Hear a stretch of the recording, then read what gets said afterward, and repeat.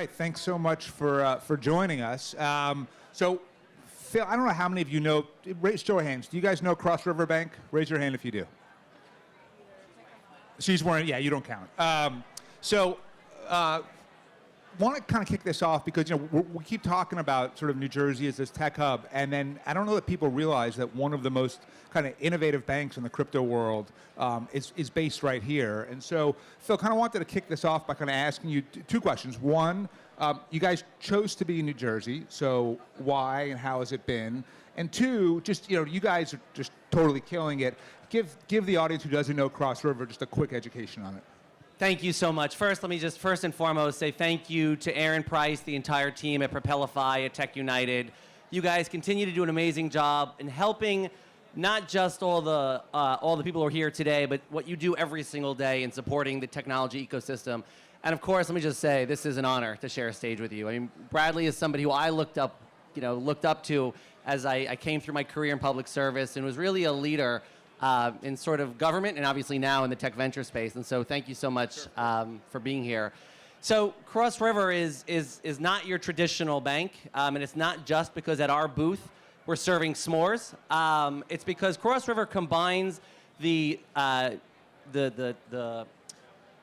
Cross River combines sort of the trust and reliability of a community bank with the innovative offerings of a technology company. And what we try to do is partner with technology companies to give them the back end, the pipes as you would, to offer the services to their consumers without hindering their innovation. And so when we started this in 2010, whether it was online lending and as it evolved into the payment space, and now obviously into the crypto space, all these cool, innovative companies, a lot of them who are here today, they want to keep innovating. They don't want to worry about the structures, the compliance, how do I deal with this regulator or that regulator. They want to make sure that they can continue to innovate. And when you have a bank like Cross River that sort of moves at the speed of technology, you're able to, number one, ensure that you're ensuring consumer protection, regulatory compliance, but at the same time, allowing those technology companies to move. And again, a good demonstration of that was what we did in PPP. And for those of you and for a lot of small businesses who suffered through the pandemic, the government came out with the Paycheck Protection Program.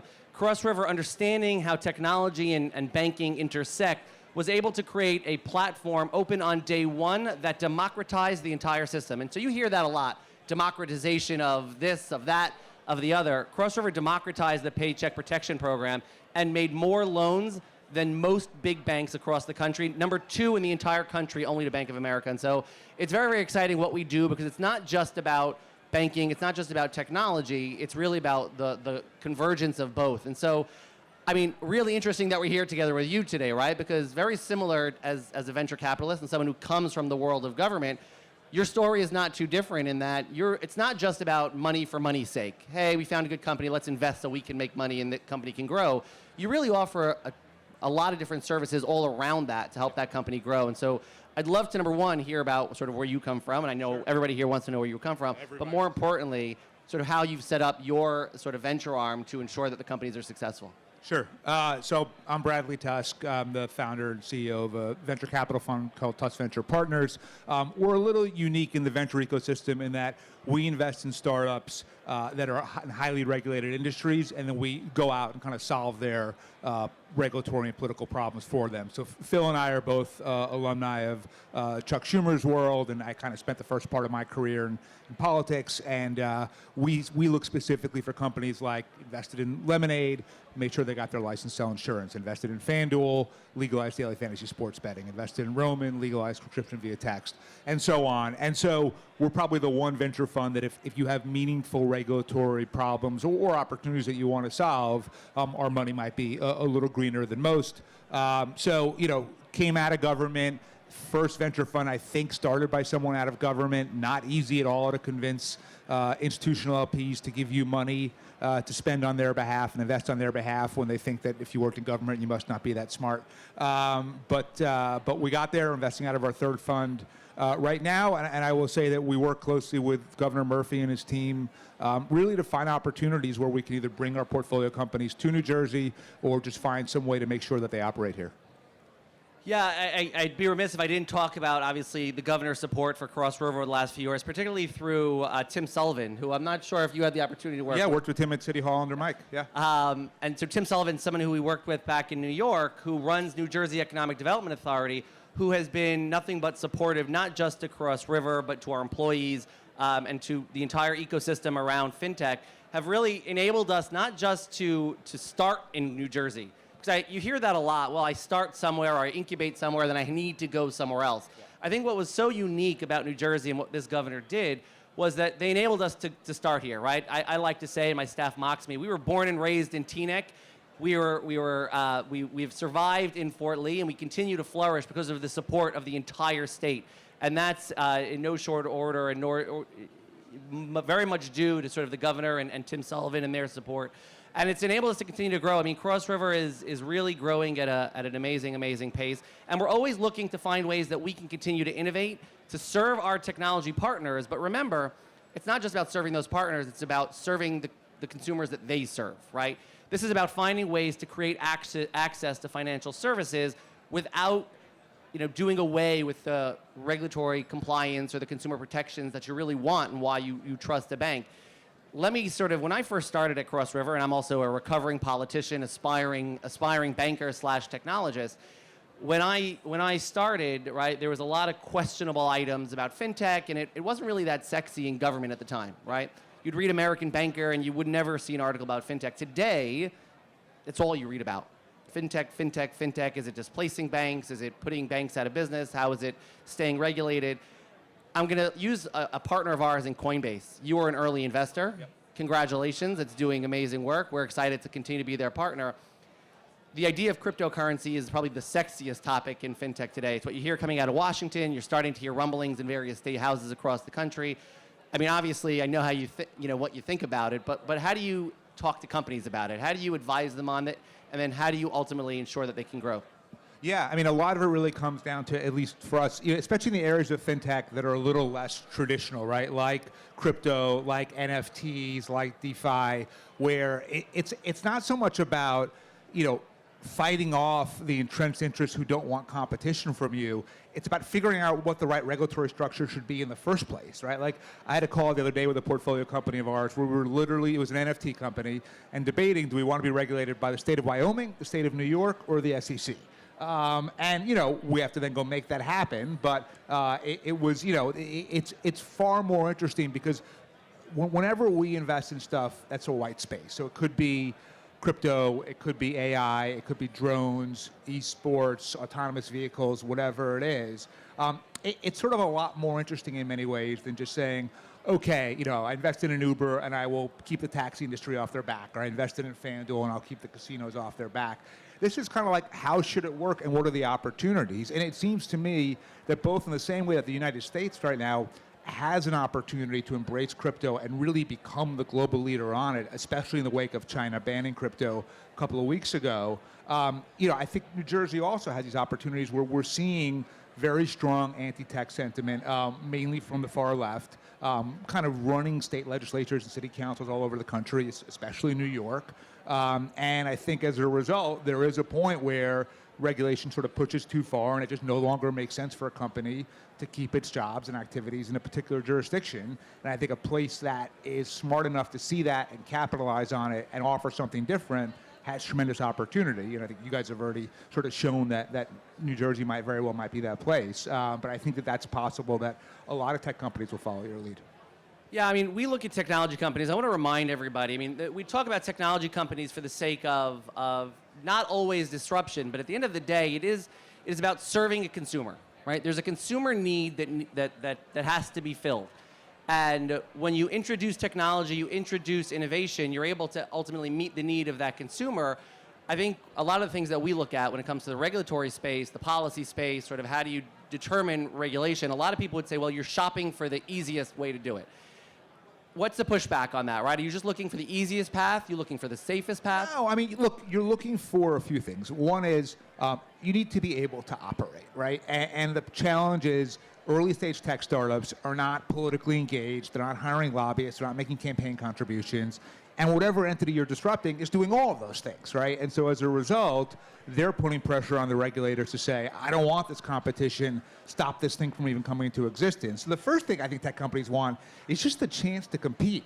It's very rare that, our portfolio companies are looking for tax breaks or any sorts of incentives. All they really want is like, okay, how do I compete on a level playing field? How do I offer my services to the public, to consumers, and do it without the government shutting us down? And so I think really what we want is sort of neutrality, right? You want an even playing field where there's not sort of this, kind of pressure and kind of incentive for regulators and politicians to say, oh, so-and-so has been a loyal donor for 20 years. I got to take care of them, so I'll make sure this ride sharing or home sharing or whatever this thing is doesn't get off the ground. That's really more than anything else what I think most tech startups in regulatory kind of challenges are looking for is just the chance to freely operate and compete. Yeah, no, I'll tell you from our story and sort of going back to PPP for a moment, right? When the program was introduced, the biggest players in the country said, well, we're not sure. I know that the country needs help. I know that small businesses need help. We're not sure if we want to participate. And when they ultimately did, they served their customers, right? They served the people who they serve every single day. So who was there for everybody else, right? When you didn't have that access, and that's where technology fit in. And Cross River was one of many technology companies that stepped up, offered their services. How can we innovate this process to really ensure that every single small business who needed help had access to it? Right? Because not everybody has a big bank relationship manager, right? Not everybody has access to a friend who's in the banking system. It's what we like to do. And I go back to a company like Uber, right? Like, there was a problem here in New York, right? And there was a problem probably all over the country about every access to single transportation, market, right? And so here's a company that says, hey, we could solve that problem. And so I'd love to hear about some of the other companies that maybe that you're looking at right now or that you've recently invested in who are also trying to solve some of those problems. Yeah, one area that we're really heavily invested in outside of fintech is digital health. And our view is there's just no reason that you can't provide better care and cheaper care in a far more consumer-friendly way online to a lot of people. Now, can you conduct brain surgery online? No. But half the stuff that all of us go see the doctors for, the reality is instead of schlepping to the office and waiting and filling out paperwork and all of that, a 6-minute video call would probably take care of it. They email a prescription into somewhere, you can even have that delivered to you, and you're good to go. So we had been really heavy investors in the digital health space before COVID, to the point where we even had a meeting internally saying, are we investing too much in this? And then COVID hits, and it turns out you can't invest too much in digital health. But I really think that, we've got, regardless of your politics, or you think about Medicare for all or anything else, we have a broken healthcare system. I don't know that anybody would really disagree with that at this point. And, technology offers a way to fill a lot of those gaps, provide a lot more care to people. And so whether it is writing sort of regulations in different states to allow companies to offer more and more services, either online or via text message or things like that, or, for example, we're working with a company we're investors in a company called Boulder Care that is an online opioid recovery platform where their view, and I think they're right, is if you're an opioid addict, every added friction to your recovery makes it less likely. So if you have to go somewhere for one kind of meeting and then go somewhere for another kind of therapy and then go to the pharmacy to pick up your prescription and everything else, a certain number of people fall through the cracks at every single step. And if you said, okay, you don't ever have to leave your home, all of it can be provided to you, you're just going to cure and help more people, and you're going to reduce the number of people who have these terrible addictions. And so, to me, that's sort of the sector that I think, both from an economic standpoint, but also from kind of a public good standpoint, is really the most interesting right now. So so Cross River, we're looking to expand that ecosystem as well, and we get the question a lot in terms of, so what's the right company that can partner with a bank, right? Like, so how do we actually get into that system? And it's not always a simple answer because it really depends on the company and what they're trying to do and how they're trying to lend to that service. But I would say to all the companies here is that it's never too soon for a conversation, right? And I would guess that you would say the same thing. People are sometimes the right strategy, I think, is to take the jump first and then answer those questions later. And I know that you know all about that and reading some of the stories on some of the companies, right? But sometimes there's actually a more thoughtful approach in terms of how do you approach the regulatory structure? How do you approach things like that? Absolutely. Look, sometimes I advise our portfolio companies to sort of engage in regulation at the front end. Sometimes my advice is let's kind of get going and see what happens. But either way, the critical piece is you got to think about it at the beginning, right? So, one clear way for me to not invest in a company is when some founder who usually like went to Stanford and was in Y Combinator and, lives in Menlo Park says, oh, no, you don't understand. When those stupid regulators see how smart I am, they're going to do whatever I want. And I'm like, politics doesn't really work that way, man. And so the people who kind of know what they don't know, to me, are the people that often I want to invest in. And the people who sort of feel like because they raised a bunch of money or they got an engineering degree or they coded something, that therefore they know everything, those are the ones that I actually want to stay away from. And look, even someone like, Uber is sort of the first example of when I got involved in tech and kind of the most prominent example of a tech company having a big regulatory fight. Travis Kalanick, for all of the flaws that he may be accused of and have, he understood from day one that there was a world of politics that he didn't get and he didn't know, and he wanted people who could help him figure that out, and that's why we won in every single jurisdiction in this country. And so founders really need to take regulation and politics just as seriously as they take marketing and coding and everything else. And so talk about some of the lessons learned, right? And so there's a lot of startups here, some small, some medium-sized. They're all, obviously, we're here in New Jersey. New Jersey is the state of innovation. We encourage them to stay. So what are some of the most basic advice to a small company, whether, again, and you're still in the venture world, right? And so number one, to secure that funding. But number two, strategy and how do they grow, maybe looking at it from a regulatory perspective. Yeah, sure. I mean, the first thing you have to understand is who's regulating you, and politically, where are they coming from, right? It's very rare that anyone is doing anything without some sort of political kind of interference or bias or anything else. And frequently what happens is the regulators tend to protect the companies that they regulate, and they don't really want new competition. So understand your regulator, understand who, if you're disrupting someone, who you're disrupting, what their relative political power is in each jurisdiction, what they could do to you, and then figure out, okay, what do I need to do to survive? That might mean running legislation. It might mean just sort of having a big PR campaign. It might mean grassroots. It might mean keeping your head down for a while. But being thoughtful about it really is the key to getting it right. So I can tell you that somebody who was on the other side, thankfully I never had a bad run-in with any companies looking, but look, I can tell you this. We see in the legislature, and I can say this as a former member of the legislature, there's reactionary legislating. Oh my God, the world is falling. Look what this company is doing. We need to stomp them out. And I think there needs to be a front run. And I say this to every technology company that comes through our front door.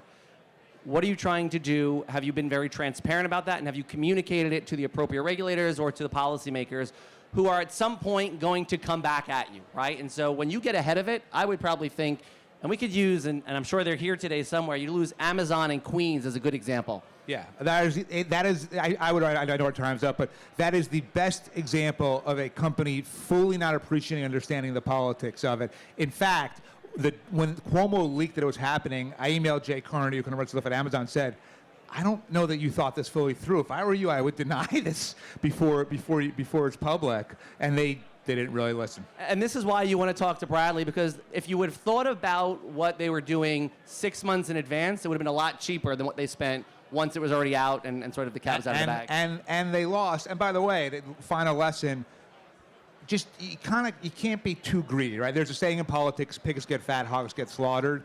Amazon was receiving $3 billion in tax incentives and credits from the state of New York. If they had said, look, yeah, we're the biggest company, but we don't want any special treatment. If we are eligible for a tax credit, we'll apply for it. If we get it, we get it. We don't, we don't. You know how much they would have gotten? 2.5 of that $3 billion.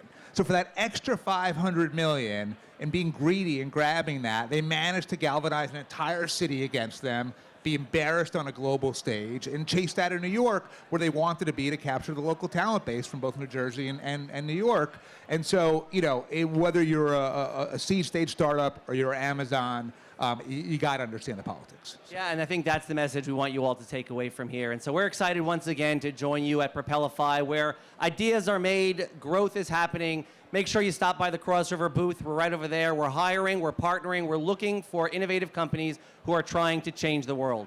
At Cross River, our goal is to ensure and enable access to credit, access to financial services, mostly to people who don't otherwise have that access. And so, Bradley, an honor to share a stage with you. And same here, Phil. Thanks so much. Thanks so much, everybody.